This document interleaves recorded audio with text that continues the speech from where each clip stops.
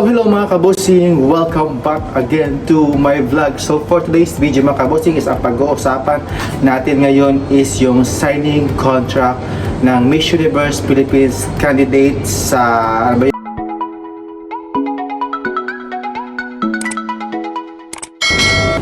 So hello mga kabosing, welcome back again to my vlog. So ang pag-uusapan natin ngayon mga kabosing is yung signing contract ng Miss Universe Philippines 2023 candidates mga kabosing. So sino talaga yung nag-stand out mga kabosing sa kanilang pa-outfit mga kabosing at sa kanilang bagong release na photos ng kandidata mga kabosing. So narito mga kabosing yung mga napipisil ko talaga na nag-stand out talaga sa kanilang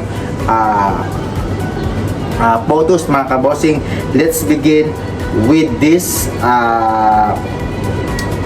contestant mga kabosing is this wait lang mga kabosing, naglo-loading pa kasi sobra talagang daming nakasave na mga photos dito mga kabosing. So let's begin with these photos mga kabosing. Ayan mga kabosing, ito sino ba yan? Ayun, ito yata si Stacy Gabriel mga kabosing. So ganda ng kanyang makeup mga kabosing at syempre yung kanyang, kasi lahat ng mga contestant is dito sila nagpipicture sa may pakpak mga kabosing. So para talaga silang mga anghel na yung may sungay na si Angelina Jolie, yun ba yun? Yung so talagang perfect dito ni Stacy Gabriel mga kabosing. Kaya lang wala kasi silang sash para malaman ko to na sila yung kandidata. Tsaka yung si Baguio mga kabosing na si Tara Valencia, ayan, sobrang ganda niya dito at syempre sobra talagang kaakit-akit yung kanyang posing dito mga kabosing. So bagay na bagay sa kanya yung kanyang makeup mga kabosing. At also mga kabosing yung ito, hindi ko to kilala kung sino to, comments down below mga kabosing. Ayan, sobra talaga ako nagandahan sa kanyang makeup at sa kanyang outfit mga kabosing. Ayan. At syempre yung ito, sino ba yan? Yung si Northern California na sino ba to? Si Kayla Carter. Sobra talagang ganda at plakado yung kanyang makeup mga kabosing. At syempre may pakan pa dito sa kanyang head. Let's move on to Atisa Manalo. Ayan mga kabosing. So nag-stand out din talaga si Atisa Manalo sa kanyang pa-outfit na simi na parang ikling-ikli talaga yung kanyang suot mga kabosing sa kanyang black dress mga kabosing. At yung kanyang buhok talaga yung nagtila mga kabosing dito.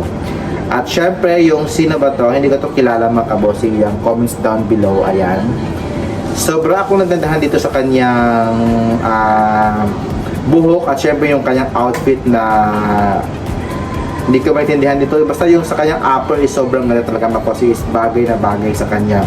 At for the next is also si Victoria Velasquez Vincent mga kabosing. So maganda rin talaga yung kanyang glow dito at syempre yung kanyang buhok is binalat niya mga kabosing. So bumagay sa kanya yung kanyang outfit din mga kabosing. At syempre yung sino ba to, hindi ko to kilala mga kabosing.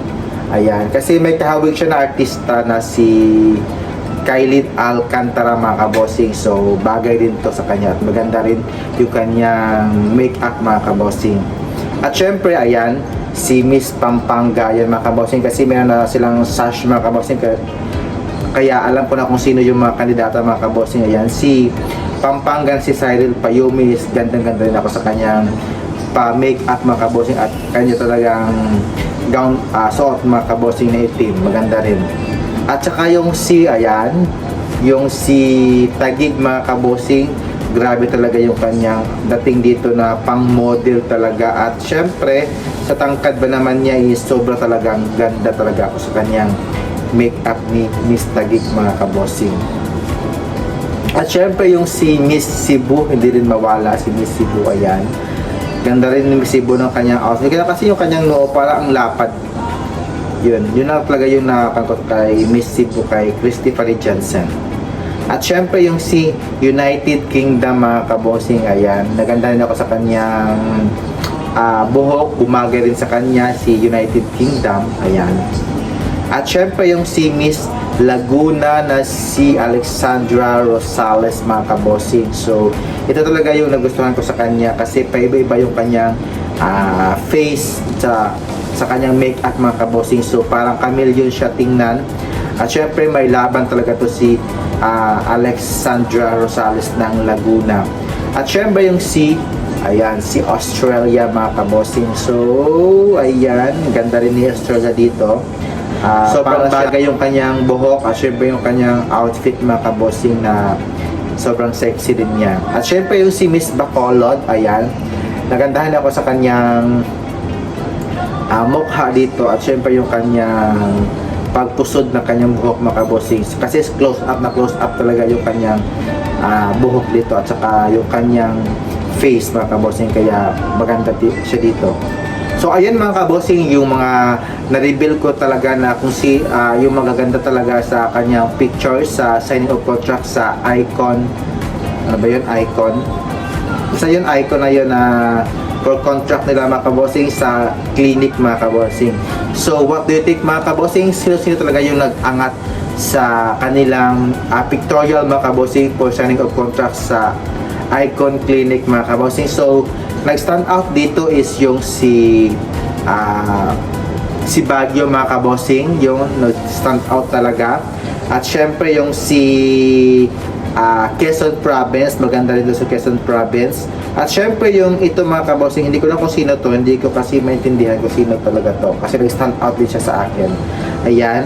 At syempre yung si Taguig na si Christy McGarry, mga kabossing. At syempre for the second one is yung si Alexandra May Rosales, mga kabossing. Yan yung nag-stand out sa akin for this round. At syempre yung sino ba yun ito? Yung isa, nakapanto na eh. Saan na ba yun? Ito, mga kabossing, ayan. Comments down below, mga kabossing. Siya yung mga top 5 ko talaga na nakitaan ko nang nag-stand out, mga kabossing. So, comments down below and don't forget talaga to subscribe and have a nice day. Keep safe po. This is the last Eid, last Ramadan, mga kabossing. So, bukas is Eid na, mga kabossing. Eid Mubarak po sa lahat po dyan and have a nice day and thank you. Bye-bye. Keep safe po.